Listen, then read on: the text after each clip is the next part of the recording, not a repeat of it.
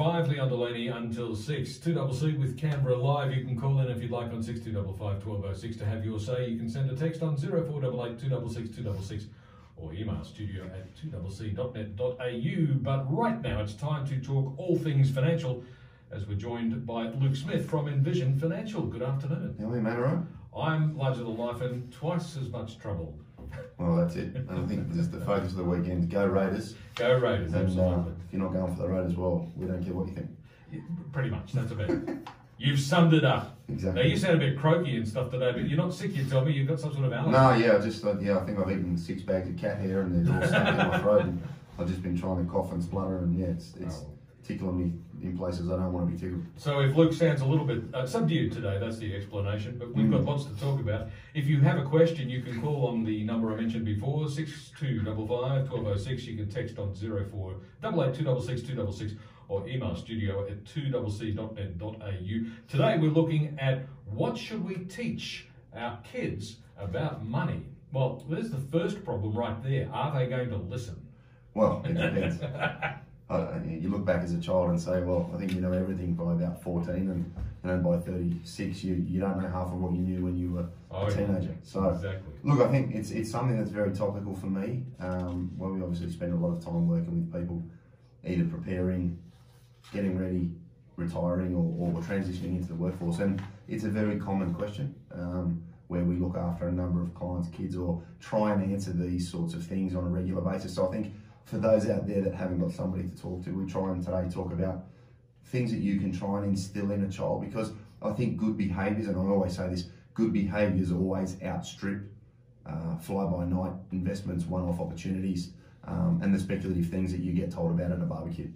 Oh yes, these wonderful shares that you can buy that multiply their value by 100-fold overnight. Yes, they have occasionally occurred, but no, it never happens for you. Correct, that's exactly right, and Murphy never helped anybody. So yeah, exactly. I think if parents can instill in their children some simple behaviours and get them thinking about a few things, and obviously work with them to try and reward them for good behavioural change. I'm pro trying to help people, and I guess that's the key take home from today's show. Yeah, okay. Now, obviously, we're going to talk a bit about when kids are old enough to start working and earning their own money, but good habits, good behaviours have got to start before that, haven't they? Yeah, look, exactly. And the one frustration that I have is, and by chance, we say this regularly, you don't know what you don't know. And that's only because people aren't exposed to factual information that is actually useful, potentially, or sometimes too late in life. So you may not be a financial whiz, you may not have exposure to other sectors, you could be a property guru but not know shares, or vice versa. But the general behaviours that people should start to think about is obviously if you have kids that start working, or you're giving them some pocket money, or kids these days are trying to prepare to be an Uber driver, then put some behaviours in place that are consistent and regular. And what I mean by that is if you need to garnish wages, or take some pocket money, or give them 70 cents in the dollar, do something that teaches them the benefit of accumulation over time, because that compounding effect cannot be undervalued or underestimated when it comes to looking at the long-term benefits of good, consistent behaviour. The other thing I'd have kids do if they do start in the workforce is put a little contribution into super. Whilst getting a job is exciting and earning your own money is really rewarding, if you haven't had it, you won't miss it. So if you then just said, okay, I know my work's going to put some in under the law, yes, but I think if I put a little bit in myself, if they do start to add and add and add, and that little bit gets a little bit bigger and a little bit bigger and a little bit bigger, people won't miss a little change. Yes. I find people struggle with large wholesale changes. And that generally occurs because they haven't done the little things soon enough. The very first point on the preparation material we have here today says, set up a regular savings plan. Now, that is a piece of advice that applies to everybody at every age, no matter what their circumstances. That's the first step. And even if you've got a kid that's 7 years old and you're giving them $5 a week pocket money, teach them to put aside some into a money box or whatever, so that they've got holiday money at the end of the term. Yep. It's a savings habit that you can develop. And then when we talk about a kid getting to be 13, 14, 15 and starting to look for an after-school job, I'll have a much better idea of what to do with that money. Yeah, exactly. And instilling those behaviours at an early age is super, super valuable, because the thing that people get disenfranchised with is planning for the longer term. And this happens with clients that I have that come in that haven't saved before, or they need to change their behaviours. People don't like large swings or large changes in their behaviour. And a lot of people come in and say, I'd like to retire at this age. Well, we're miles from that. But if you worked with your kids and said, okay, well, listen, for every $100 that you can save in there, I'll throw 50 in. And you can give them some real life incentive, because it's a bit like going on a diet and losing some weight. When it starts, you go, oh, I've got to stop eating the way I was eating. But after you've lost a few kilos and you hit your target weight, you then become more and more engaged in the process, because you can see the real returns. Your belt's a little looser, your pants are a little looser, your shirt's a little looser. And savings is very similar. Yes, when you can see the results, you're more encouraged to keep on going. Exactly. So I think one thing I would stress with parents is, regardless of your capacity to help the child, if you engage with them and give them some incentive, they can see that they're doing it for a reason. And try and target it to something both short-term, medium-term and longer-term. Because it's very easy to become disenfranchised if you say at the start of the year, okay, in December, Johnny, we're going to use your money to do X. Well, by May, he's had enough. And he stopped mowing grass, and he stopped washing cars, and he stopped being proactive, or he's not taking those extra shifts wherever he may be working.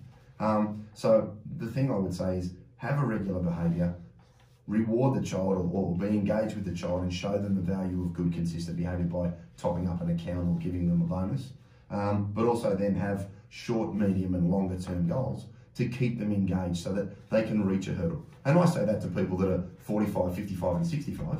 If you can get to the end of the quarter and save me X, right, go and have a blowout, do this, buy that, have some shoes, buy your watch, whatever you want to do. You need to have a reward for a change of behaviour. You certainly do. Now, another point you've made here, another suggestion you've put forward is that once the youngsters are actually working part-time after school and have actual income of their own, maybe it's time to start asking them to pay some board. What's the thinking? Yeah, look, again, good behaviours. We have a number of kids these days. I think 40's the new 20. When I was a kid, I was quite fortunate. I didn't have to move out of home because my mum and dad moved overseas for a number of years, which was fantastic, but it was also quite frightening at the same time. Yeah. And I think kids these days have it too easy in some ways because mum and dad let them get away with blue murder. And then the shock of moving out is a lot more than they actually realise, because mum fed them, mum washed their clothes, dad mowed the grass, and they just sort of existed in the family home. Well, if they are going to stay at home, that's fine. But mum and dad could then say, all right, well, we're going to do A, B and C, and that has a cost in itself, because life's getting more and more expensive, not cheaper. So mum and dad turn around and I think they're well within their rights to say, well, we'll clothe you and this, that, the other, and if you're working, we do want a contribution as a notional rent payment, because the child then has that expense to take into account when they're looking at their budget and their spending money and what they're going to do on a Friday and Saturday night and what they can burn through in the club with their girlfriend or boyfriend. But if you're going to do that, what I've also found works very well is mum and dad can hoard that up in an offset account if they've got a loan or anything like that. And then when they go to move out, give the kid back the money. Yeah. They don't need to know that. No. But I find, again, you've rewarded them for being diligent. Yep. You've rewarded them for participating in the family household. Yes. They feel like they've made a contribution. And as kids get older and older and have more and more independence, I think playing to that maturity is a way to get, again, teenagers and people in their early 20s and 30s to take responsibility for their own behaviour. But then at the end, if they do move out with a boyfriend or a girlfriend or a partner or their mates or girlfriends or whatever they want to do, and they say, oh, listen, here's 4 or 5 years of rent. We've had enough of you being here. We love you, Johnny, but off you go. It's a really good kickstart to then pay bonds and get them in front without having to see a huge swing again in spare money. You mentioned superannuation before, but a kid who's 16 and working part-time after school, do they really need to think about superannuation? Look, probably not at that age. I make that reference there for your mid-20s, finished studying, moved into a career, and you've got a foot in a career opportunity somewhere, and you've gone from being on, no support or some sort of assistance to picking up, $50,000, $60,000, $70,000. I don't think it hurts to take a small portion of what you have that you didn't have before and start that behaviour immediately, because you don't miss what you don't have. Exactly. Well, it's about 4:45 now. We're talking money this afternoon with Luke Smith from Envision Financial, and we'll be back with more in just a moment.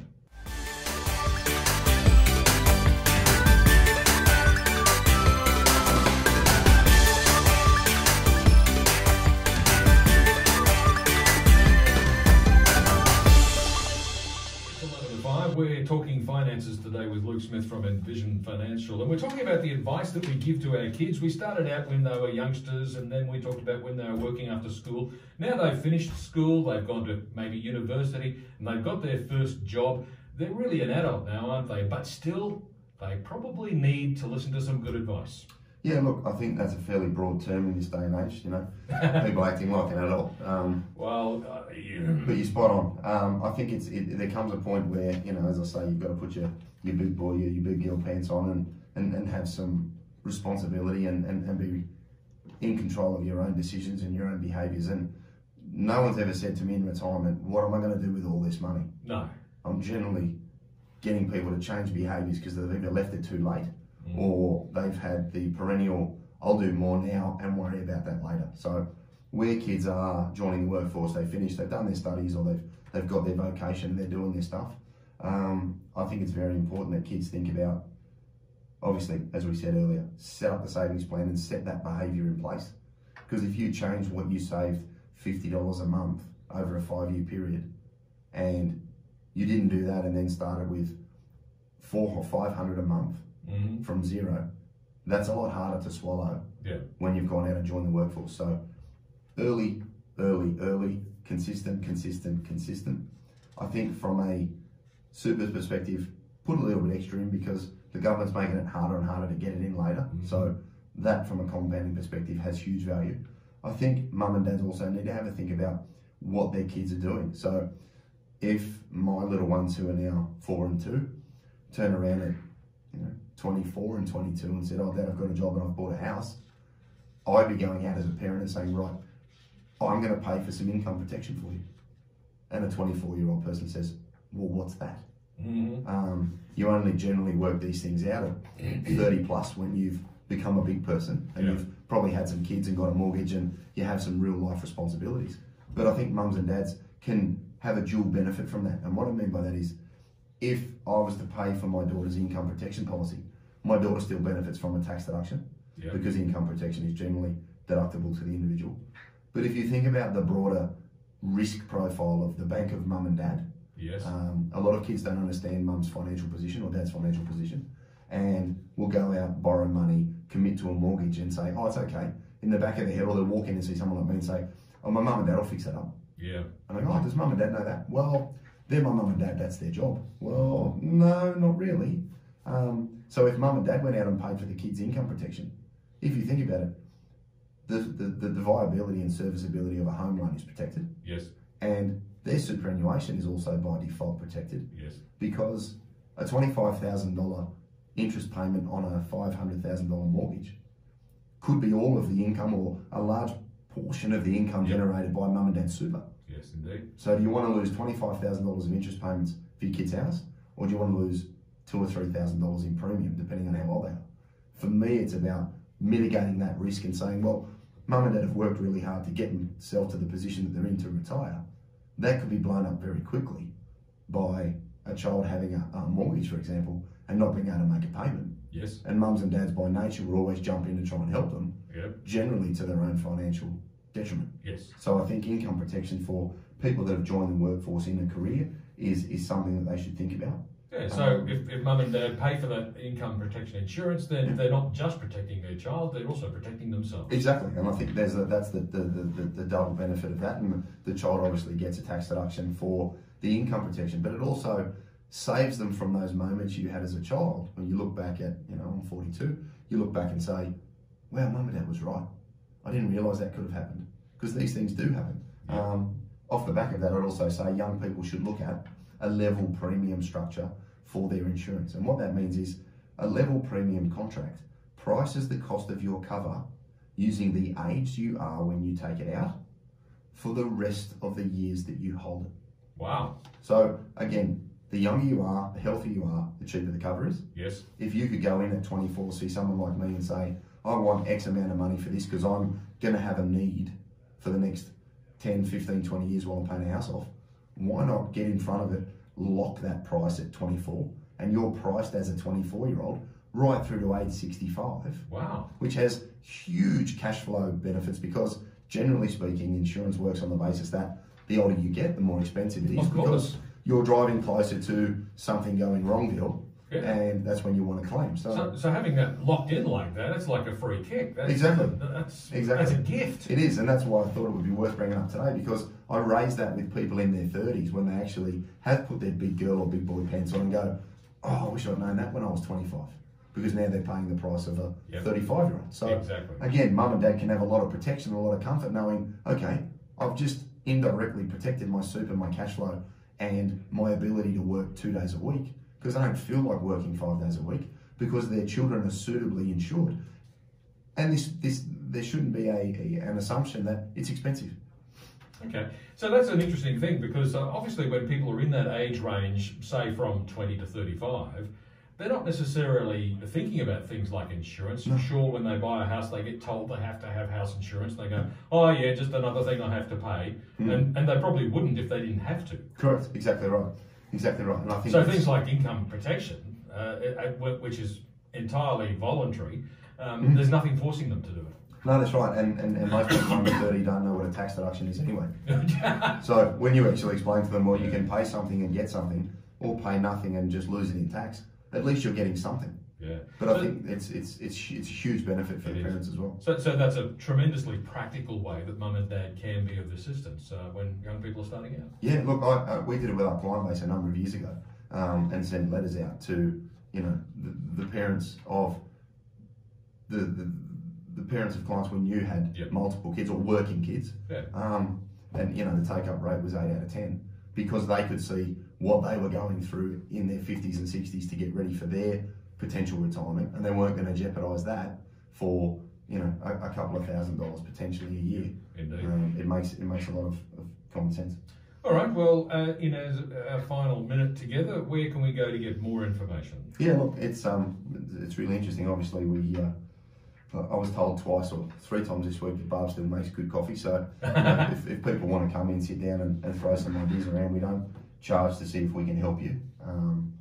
We can also get some information on the website at www.envisionfinancial, that's Envision with an e.com.au. We've got the resource tab there, and you can go to the Knowledge Centre and join there for free and look at all of the content there that explains all of this sort of thing. On iTunes, obviously, we've got the Strategy Stacker podcast where we cut the show up and add the key takeouts for people that want to have a listen. And they can see our smiling faces on YouTube at Envision Financial Canberra, where they can subscribe to that and catch the videos when we add them in and have all of the educational material that we post on the website. Fantastic. Luke, thanks very much, and we'll catch up with you again next week. Go Raiders. Go Raiders. Luke Smith from Envision Financial, 2CC. It's about 3 to 5.